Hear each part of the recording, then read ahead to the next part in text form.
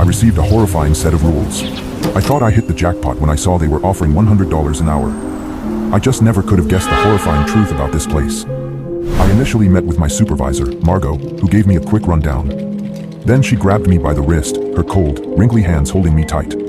"Henry, there's one more thing you should know about this motel," she said shakily. Margot unfolded a piece of paper and slipped it across the table to me. "What is this?" I asked. "Rules, Henry. Rules that will keep you safe here. I don't mean to scare you, but things happen here, son. Thought you should be prepared." Margot responded. Her shaky voice resonated in my head. "Keep me safe." What did that mean? The wrinkly piece of yellow-stained paper read as follows. 1. The puppeteer will come only at midnight. Do not ask about his puppets and do as he says. 2. Room number 47 must never be booked. 3. Do not leave the motel after 3 a.m. 4. Never open the front door for anyone.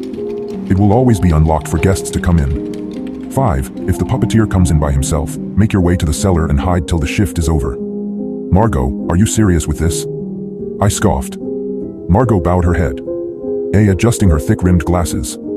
I'm afraid, Henry. We lost a great deal of folk from not abiding by these guidelines. I hung out in my car till nightfall. My little Civic had been home to me for 6 months since Anna left me. I read over the list a few times, burning the guidelines into my head. Questions filled my mind. Who was the puppeteer? I wondered. I had so many questions for Margot. As my mind wandered that evening, the sun began to set. When the clock struck 8 p.m., I headed towards the motel ready for my shift. Right before leaving, Margot told me, "Call me if you need anything, Henry. If not, I'll see you at 7 a.m. sharp." 4 hours, no one came in. Only 2 customers were staying in the motel that night. The couple from this morning after Margot and I met, and someone else who had room 46 booked. Time seemed to crawl by behind that large wooden desk. I scrolled on my phone, struggling to stay awake as the night dragged on. A little after 10 p.m., a call on the main phone buzzed. I spoke, clearing my throat. "Hey, I'm in room 46. Listen here. The room next to me sounds like they're having a party, stomping and moving stuff around. They're in room 47, right next to mine." I checked behind me, scanning the key holder for 47. The old brass key still hung on 47's slot. "I'm sorry, sir, but no one is in room 47. Are you sure that's where it's coming from?" "Positive. I got my ear on the wall right. Can't you hear it?" I listened closely, not being able to make out whatever shuffling or moving he was hearing. "Sorry, sir. I can't hear anything, but I can assure you no one is in room 47. I have the only key down here and I'm staring at it."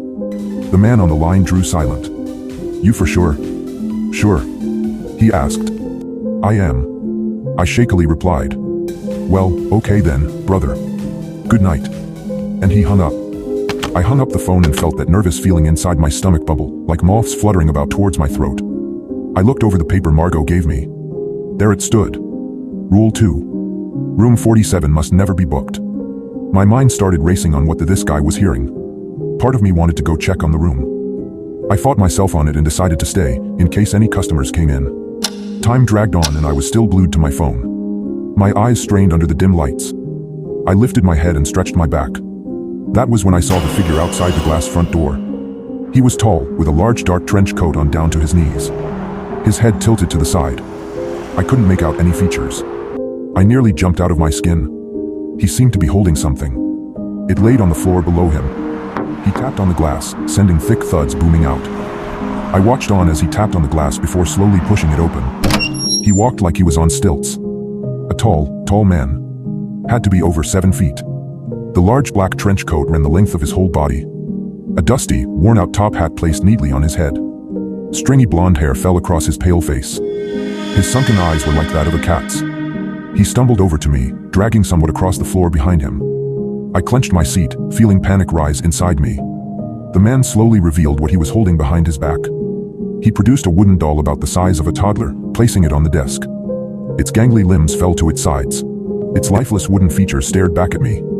I looked up at the man who loomed over me, casting a large, ominous shadow on the wall. He cracked a wicked smile across his pointy face, revealing rows of yellow teeth. His dried lips littered with cracks, of bleeding dead cuts. The puppeteer slid his hand up the back of the puppet. He spoke in a childlike voice, moving the lips of the puppet. "Room 47, please," he spoke. A chill radiated down my spine, sending waves of goosebumps across my body. I stood with my mouth open, frozen on what to do. The Henry doll spoke again in that childlike voice. Room 47, please. He moved the doll's arm to point towards the key rack. Sorry, room 47 isn't available, I stuttered, my fingers tapping the rule list furiously. The puppeteer cocked his head sideways, his burning eyes staring into me. He turned to the Henry doll, twisting its head to the side. Join us.